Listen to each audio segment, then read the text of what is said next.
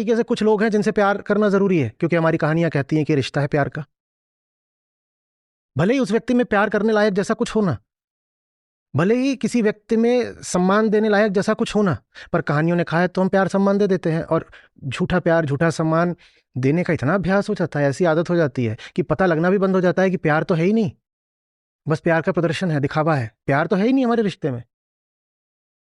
लेकिन वो काम चलता रहता है। ठीक वैसे जैसे नकली घृणा चलती रहती है, वैसे ही नकली प्रेम भी चलता रहता है। जो नकली घृणा कर रहा है और नकली प्रेम भी कर रहा है, वो आदमी असली कैसे हो जाएगा, उसकी जिंदगी असली कैसे हो जाएगी? आप जिनसे नफरत करते हो उनकी जिंदगी के तथ्यों में आपको बहुत कम कुछ ऐसा मिलेगा जो नफरत के काबिल हो।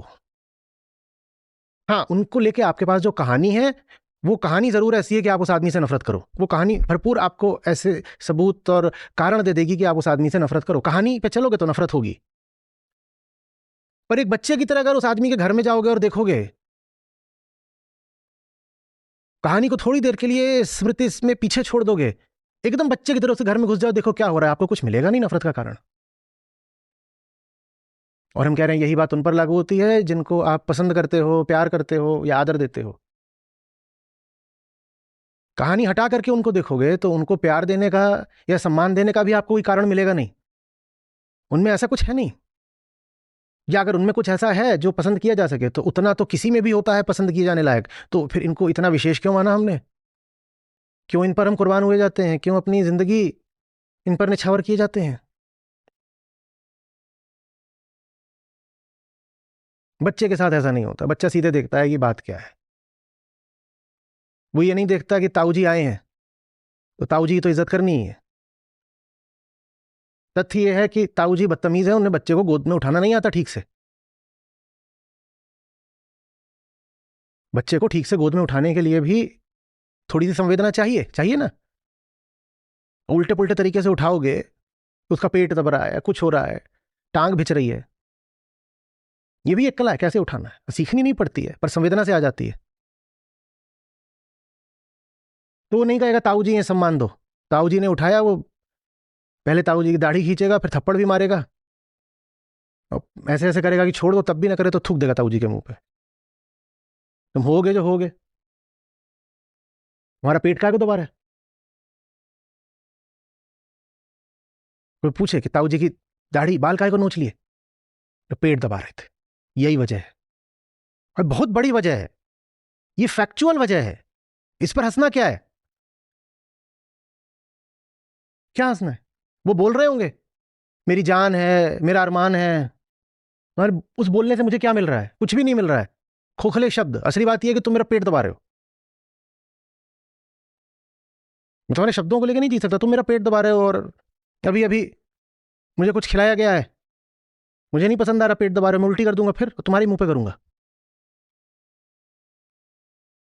ये बात हमें बड़ी हैरत अंगेज लगेगी। हम कहेंगे नहीं, कोई इतने मीठे उद्गार व्यक्त कर रहा है तो सम्मान तो करना चाहिए ना। बच्चा नहीं करता। आप मीठी मीठी बात करते रहो, पर उसका पेट दबा के करोगे तो लात मार देगा। अभी उसने ये प्रशिक्षण नहीं पाया है कि कहानी का महत्व तथ्य से ज्यादा है।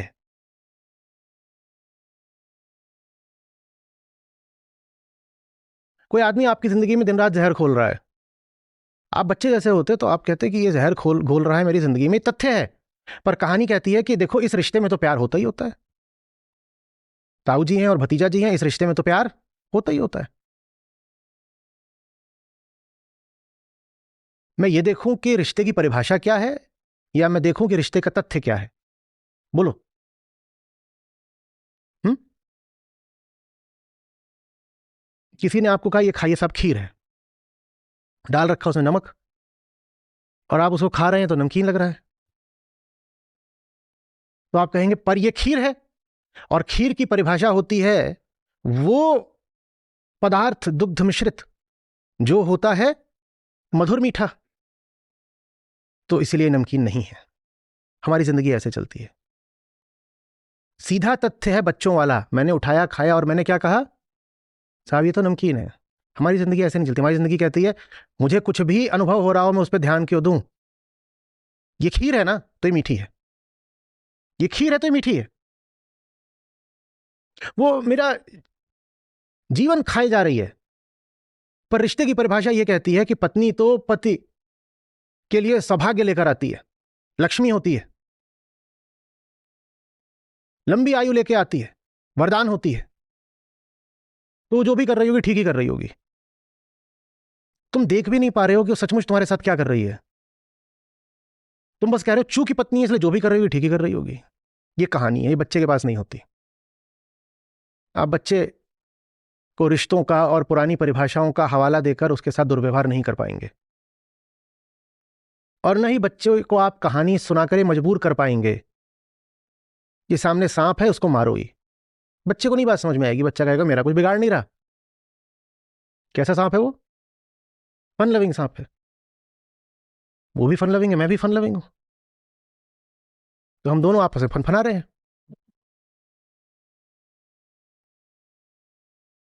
बच्चे को समझ में ही नहीं आएगा कि उस सांप में समस्या क्या हो गई। वो सचमुच खेल रहा है मेरे साथ और सांप खेल ही रहा है। पर बड़े की परिभाषा कहती है सांप माने खतरा, और बड़े की परिभाषा उसी तरह कहती है खीर माने मीठा।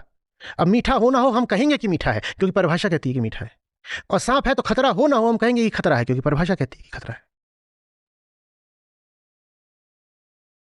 समझ में आ रही है बात? ये